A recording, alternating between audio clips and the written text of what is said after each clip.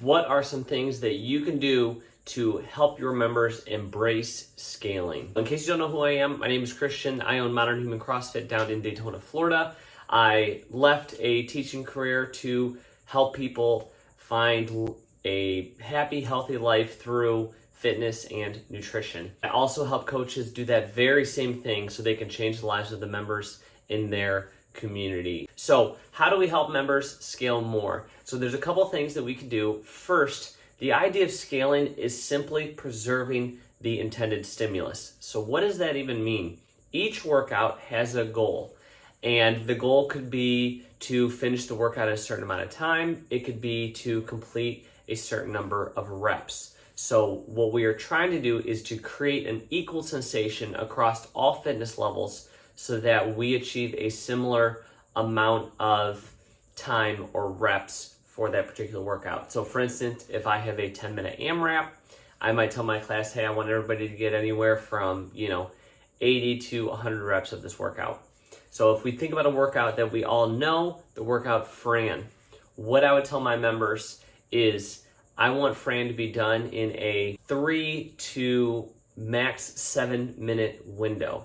And so now how are we going to do that? The first thing that we're going to do to help set our members up for success with this is the whiteboard brief. We're going to talk about how do we pick weights and versions of the movements that allow us to hit that, and we're going to start that conversation early. So what I would say, using Franny as an example, I want to get this 3 to 7 minute window. How am I going to do that? Well, first, I'm going to pick a thruster weight that allows me to do thrusters in no more than 2 sets. And I want to fight really hard to go unbroken, particularly on that set of 15 and 9. If I break it up, I'm probably going to do 11, 10, 8, 7, and then 9 unbroken. So first, pick a weight that's going to allow you to do that. Then when we're looking at the pull-ups, I want to pick a number of reps or a version of pull-ups that allows me to have a similar approach. For the pull-ups, I might be a little more gracious and say that we can do 1, 2, 3 sets. But that means I'm going to drop off the bar, I'm going to jump back up without much rest in between. So that might be 7, 7, 7, 5, 5, 5, maybe 5, 4 to finish out that round of 9. If that's kipping pull-ups, we might do that. We might even adjust that down to 15, 12, 9 again with that 1 to 3 sets. And if that's not happening, then I might adjust to a jumping pull-up or perhaps a ring row. So right there, I've got my athletes thinking, okay, what are these versions that's going to allow me to do these in 1 to 3 sets and in a 3 to 7 minute window, starting with the whiteboard brief there.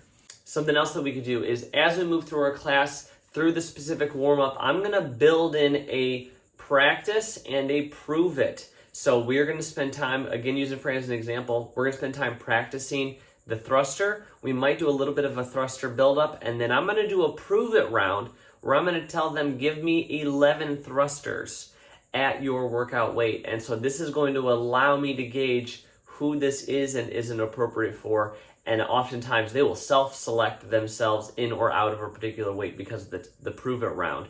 And we can do the same thing for pull-ups or whatever the workout is. Another thing that we can do, and this is sort of bigger picture tactics. One thing that I've seen that works really well for people is for their programming, they totally eliminate the weights.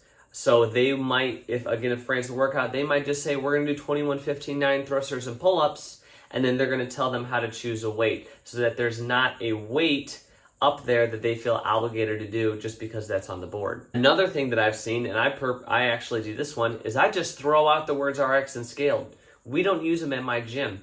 I do present 4 different workouts of the day that have 4 different versions of the workout of the day that has different scaling options. I do have weights up there. So I got 4 different weight options. I typically have 4 different options for movement options or rep schemes. And so when they come up, they can see a spectrum of what those look like. And my members know that they aren't limited to just what's up there. They can mix and match. So if they see, maybe I'm not great at pull-ups, so I'm going to pick a lower level, but I crush the thruster, so maybe I'll go a little higher there. I noticed that when I eliminated those words RX scaled, my coaches don't say them, my athletes don't hear them. I've eliminated that pressure for them to go RX. My new athletes have no idea what that means. They've never heard that word before. Another option that I've heard is gyms that do stick with that RX and scale and they use it regularly, they will execute on something that they call RX week. Anybody can go RX regardless on the movement or the weight or the scale. But in order to hit the RX button, you have to hit the stimulus like we talked about in the beginning. So you got to get that work done in a certain amount of time.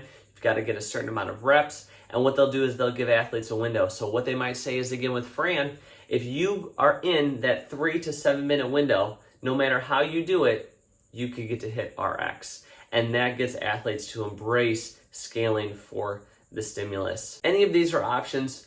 All of these are great. You can do some of them, you could do all of them. But the whole idea is, how do we get athletes to embrace the idea of finding that sweet spot where the workout is tough yet doable? So if there's a different option that you do, let me know in the comments. Tell me what you do to help your athletes embrace scaling. If you like what you see here, hit that like button, hit subscribe, and I'll keep making more videos like this if people dig it.